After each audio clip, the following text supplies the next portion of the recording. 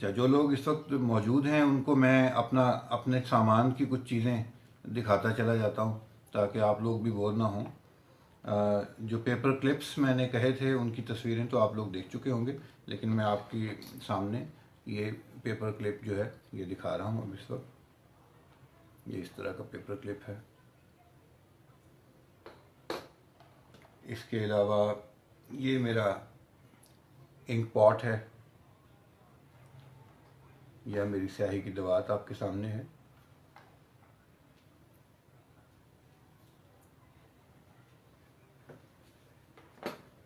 ये मेरा कलम है।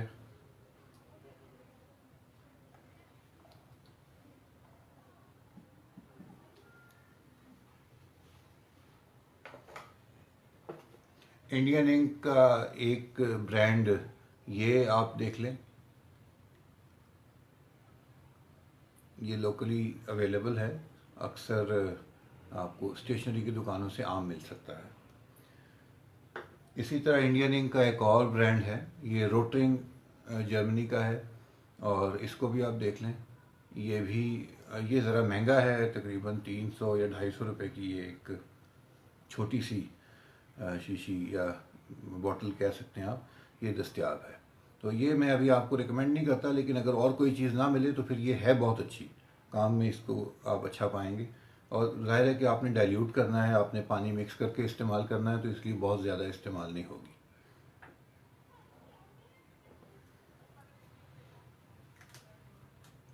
अच्छा, इसके अलावा एक कैलीग्राफी इंक दस्तयाब होती है बड़ी स्टेशनरी की दुकानों पर या आर्ट मटेरियल की दुकानों पर। ये इसका नाम है जी विंसर एंड न्यूटन। ये आर्ट मटेरियल बनाने वाली इंग्लैंड की कंपनी है, और इसकी ये कैलीग्राफी इंक मुख्तलिफ रंगों में दस्तयाब है। ये भी मेरा ख्याल है 200-250 रुपये में एक शीशी आपको मिल जाती है। और इसको भी थोड़ा बहुत डाइल्यूट करना पड़ता है, ज़्यादा डाइल्यूट नहीं करना इसको, इसमें पानी ज़्यादा नहीं डालना आपने। ये भी परमानेंट इंक है, जिस तरह इंडियन इंक परमानेंट है, ये भी परमानेंट है।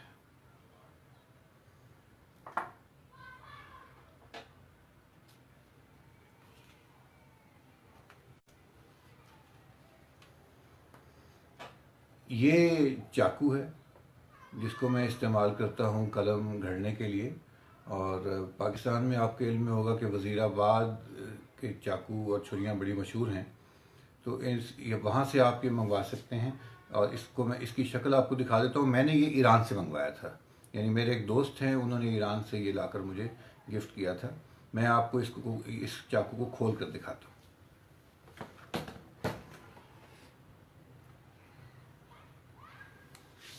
ये देखें आप, इसका जो ब्लेड है या इसका जो फल कह सकते हैं, ये इतना ज़्यादा लंबा नहीं है।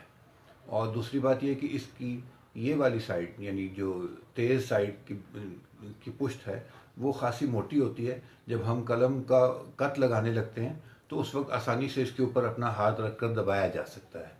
अगर आप कोई ऐसा चाकू लेंगे जिसका ये वाला हिस्सा बारीक होगा, तो ये आपके हाथ को ज़ख्मी करेगा। अच्छा, अगर ऐसा चाकू हो तो फिर आप इस तरफ कोई कपड़ा या कोई चीज़ रख कर फिर कलम को बनाएं, यानी दबा, उस वक्त जब आपने इसका कट बनाना हो।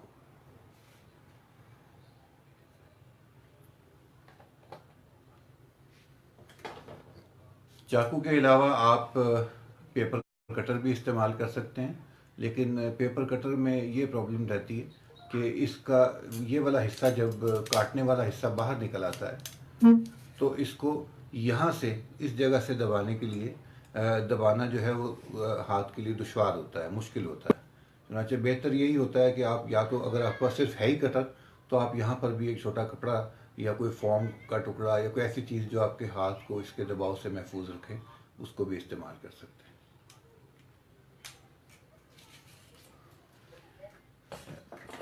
ख़त्ताती के लिए सिर्फ ये काने की या बांस की कलमें ही इस्तेमाल नहीं होती, इसके लिए बहुत सारी कलमें इस्तेमाल की जाती है। ये कलम मैं इस वक्त आपको रिकमेंड कर रहा हूँ, या मेरी ये तजवीज़ है कि इस क्लास के दौरान आप बांस की कलम ही इस्तेमाल करें। लेकिन इसके अलावा आप देखें कि पेन्स की शक्ल में भी, जहाँ लोहे की या ये गोल्डन सिल्वर इस रंग में निबें दस्तियाब हैं और ये बारीक काम करने के लिए बड़ी मुनासिब होती हैं।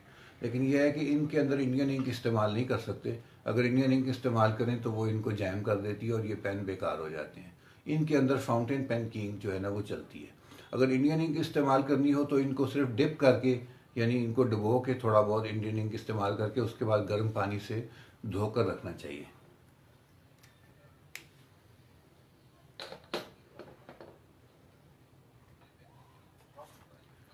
ये कलम आप देख सकते हैं, ये लकड़ी का जो पैमाना बाजार से मिलता था किसी ज़माने में, अब मुझे नहीं मालूम, हो सकता है 10-15 साल पहले मैंने कोई पैमाना ख़रीदा हो। तो इसको काट कर भी मैंने एक चौड़े कद की, और ये कद जो है ये नस्तालीक का नहीं है, ये जहन में रखिएगा कि ये कद जो है ये ख़त सुल्स का है। तो ख़त सुल्स में जली लिखने के लिए या मोटा लिखने के लिए ये मैं इस्तेमाल कर रहा हूँ। अच्छा, अब कुछ सवालात को देख लेते हैं। ये आसिम बख्शी साहब का सवाल आया है कि I watched the preparation of ink video. Does it matter at this stage if it is light due to more content of water? I made the ink but it is light. हाँ जी, आसिम साहब, ऐसा है कि अगर आपने पानी ज़्यादा डाल लिया है, या ऐसा भी बाज़ औक़ात होता है कि इंक को पानी में मिक्स करने से पहले असल इंक को आप पहले किसी चीज़ से हिला लें। बाज़ औक़ात ऐसा होता है कि इंक के कंटेंट्स जो हैं वो नीचे गाढ़े बैठे होते हैं तय की तरफ, और ऊपर उस इंक का जो अपना पानी है वो थोड़ा सा ज़्यादा होता है। तो पहले इंक को अच्छी तरह मिक्स कर लें, उसके बाद आप उसको पानी के साथ डाइल्यूट करें। और अगर थोड़ी सी ये फीकी भी हो जाए तो आप इससे, ये बेहतर है। अभी आप कोई कमर्शियल काम नहीं कर रहे जिसमें आपको बहुत ज़्यादा ब्लैक चाहिए, सिर्फ ये है कि इंक का फ़्लो या उसकी रवानी कागज़ के ऊपर ठीक होनी चाहिए, और इतनी ज़्यादा इंक नहीं होनी चाहिए जो डिप करें तो वो जो है आपकी कलम जो है ना वो ऐसे लगे कि वो उसको बहुत ज़्यादा वो गीली हो गई है। हमें थोड़ा सा जो है ना इसका आपको मैं दिखा रहा हूँ उस वीडियो में भी कि कलम किस हद तक इंक को लेकर चल सकती है। अच्छा, मैं आसिम साहब आपके सवाल का जवाब देता हूँ। आप ये जानना चाह रहे हैं कि रेगमाल की ज़रूरत, तो असल में जब आप कलम काट लेते हैं चाकू से तो ये किसी हद तक कुछ चीज़ें रफ़ रह जाती हैं, और अगर ये बहुत फ़ाइन बन गई है, आपको मैं कुछ वीडियोस अभी आज मैंने शेयर की हैं, दो या एक शायद कलम बनाने की, तो उसमें उसने रेगमाल इस्तेमाल नहीं किया और उसने चाकू से ही बहुत फाइन कलम बनाई है। तो अगर तो चाकू इतना उसका तेज़ है ब्लेड कि आप उसी से बना सकते हैं तो कोई मसला नहीं है, वो ज़्यादा फाइन बन जाती। लेकिन यह है कि रेगमाल ये जो आम बाज़ार में दस्तियाब हैं, हमें हमें जो रेगमाल चाहिए मैं वो आपको बता देता हूँ। हमें रेगमाल चाहिए जो गाड़ियों के डेंटर पेंटर होते हैं, डेंटिंग पेंटिंग का काम करने वाले हैं, उनके ज़ाया शुदा रेगमाल जो उनके लिए बेकार हो जाते हैं, जो वो गाड़ी को रंग करने से पहले पुटीन लगाकर अच्छी तरह रगड़ते हैं और वो फेंक देते हैं, ये रेगमाल हमारे काम के होते हैं।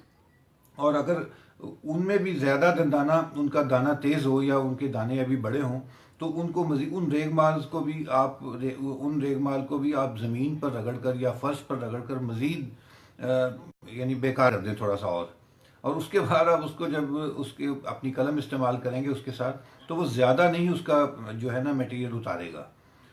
तो रेगमाल बिल्कुल आखिरी चीज़ है। अगर आपकी कलम रफ़ हो और आपको लगे कि ये ब्रशी सी हो रही है या ये रफ़ हो रही है, तो उस वक्त आपने रेगमाल इस्तेमाल करना है, वरना पहला कट, अगर कलम सही घड़ी हो तो पहला कट जो है ना वो आसानी से बन जाता है और उसको लिखने, ये असल में ऐसे ही समझ लें कि खत्ताती एक शहर है और आप इस शहर के अंदर आपने शहरियत इख्तियार की है। अब जो आप इस शहर में रहेंगे तो दाएं बाएं गली बाजार मोहल्ला और इर्द गिर्द के मकान, मौसम, ये सब चीज़ें आपको फिर महसूस होनी शुरू हो जाएंगी।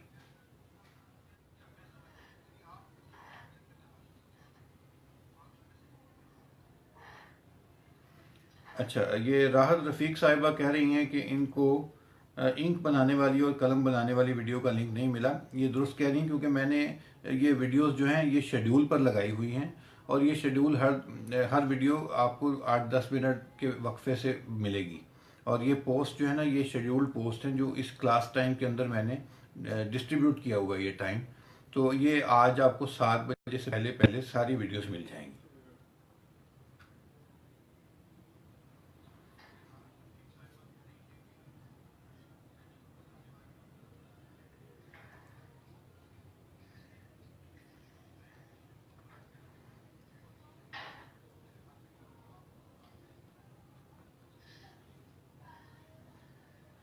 अच्छा, आप लोग एक काम करें कि अपने जो मटेरियल की तस्वीरें हैं, वो जो मैंने पोस्ट लगाई थी मटेरियल के हवाले से इसी ग्रुप में, उसके नीचे अपने मटेरियल की तस्वीरें जो है ना, वो जिन लोगों ने अभी तक शेयर नहीं की वो ज़रा शेयर कर दें।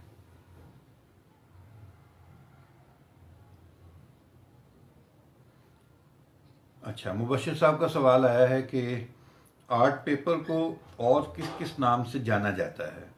मुझे वो नहीं मिल सका, हो सके तो दिखा दें। अच्छा, दिखा भी देता हूँ और मैं बता देता हूँ, पाकिस्तान में इसको आर्ट पेपर ही कहते हैं, इसका और कोई दूसरा नाम पाकिस्तान में तो नहीं है।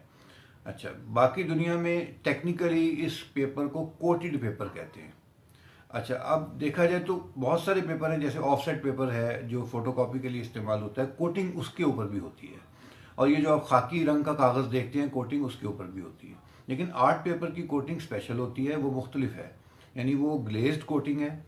और उसका सबसे बड़ा फ़ायदा ये है कि जब आप इंक उसके ऊपर इंक से लिखते हैं तो इंक कोटिंग के ऊपर रह जाती है और वो पेपर के ग्रेन में शामिल नहीं होती। पेपर के जो रेशे हैं उन तक इंक जब ही पहुंचती है जब बहुत ज़्यादा क्वांटिटी में आप वो इंक लगा दें। और अगर आप मुनासिब क्वांटिटी में वो इंक लगाएं अपनी, तो ये पेपर के अंदर जज्ब नहीं होती। इस कोटिंग की दो शक्लें मिलती हैं। एक को हम ग्लॉसी कहते हैं। ये ग्लॉसी वाली जो शक्ल है, जो चमकदार है, ये पाकिस्तान में आर्ट पेपर कहलाती है। और दूसरी इसकी मैट फिनिश में होती है, जो चमकदार नहीं होती या लाइट को ज़्यादा रिफ्लेक्ट नहीं करती, उसको यहाँ पर मैट पेपर कहा जाता है पाकिस्तान में। ये मैं ज़ाती तौर पर मैट पेपर को ज़्यादा तरजीह देता हूँ खत्ताती के लिए। उसकी वजह ये, एक तो ये चमकदार कम है, दूसरा ये कि इस पर कलम की रगड़ ज़्यादा बनती है। यानी जो फ्रिक्शन है वो ज़्यादा होती है, तो उससे आपको गौर करने का मौका मिलता है और जल्दी से आपका हाथ जो है ना, वो आपका कलम जो है वो कागज़ पर फिसलता नहीं है या स्लिप नहीं होता। तो जिन लोगों को ज़्यादा तजुर्बा हो जाता है उनको फिर आर्ट पेपर जो है वो उस पर भी कोई इशू नहीं आता। लेकिन मेरा आर्ट पेपर बताने का मकसद ये होता है कि ये, क्योंकि आप पेपर मार्केट में जाएं तो सबसे ज़्यादा जो अवेलेबल आपको चीज़ मिलेगी वो आर्ट पेपर होगा। तो यही, आप पेपर मार्केट में जाएं, ये स्टेशनरी की दुकान से आपको मुझे नहीं लगता कि आसानी से मिल सकेगा। अपने अपने शहर की पेपर मार्केट में जाएं और एक ही दफ़ा ज़्यादा क्वांटिटी में ये आप वहाँ से उठा लें। ये आपको 23 इंच ज़रब 36 इंच की शीट भी मिल सकती है, 20 इंच ज़रब 30 इंच की भी शीट मिल सकती है। तो इन शीट्स को आप A4 के साइज़ में या लेटर साइज़ में काट लें और उस हिसाब से अपना प्रिंट जो है ना, जो मैंने लाइनें आपको दी हैं, वो लाइनें आप उस वक्त करें जब आपका कलम पूरा 5 mm हो। उन लाइनों को तब आप प्रिंट करेंगे। और अगर ये पूरा 5 mm ना हो तो इन लाइनों को प्रिंट ना करें। अगर आप कोरल ड्रॉ में इस फाइल को एडिट करके 4 mm के बराबर कर सकें या अपने कलम के बराबर कर सकें तो फिर वो लाइनें इस्तेमाल करें। ये सिर्फ आपके रेफरेंस के लिए हैं। आप कोशिश ये किया करें कि मश्क करने से पहले कोई 8-10 कागज़ या 5-6 कागज़ जो हैं उन पर लाइनें लगा कर रखें, ताकि मश्क के दौरान आपको लाइन लगाने की ज़हमत दोबारा ना हो।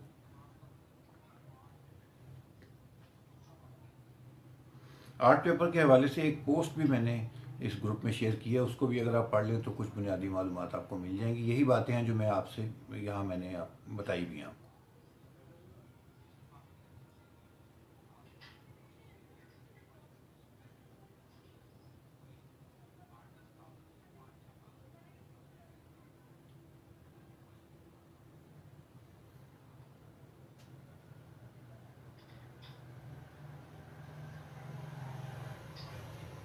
अच्छा, आज का जो सेशन है ये हमारा तारुफ़ी सेशन है और इस सेशन में हम कोशिश ये कर रहे हैं कि आपको मटेरियल का इशू जो है वो आपका कम से कम रिज़ॉल्व हो जाए और मटेरियल के साथ साथ आपको कलम बनाने का तरीका, स्याही को सेट करने का तरीका आ जाए। और आर्ट पेपर में अभी आपको दिखाता हूँ।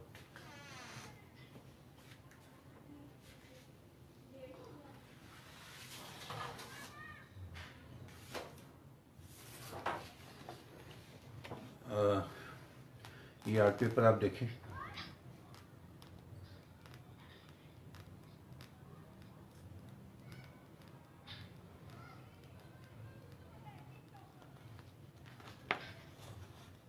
ये आप देख रहे हैं, इस पे चमक है थोड़ी सी।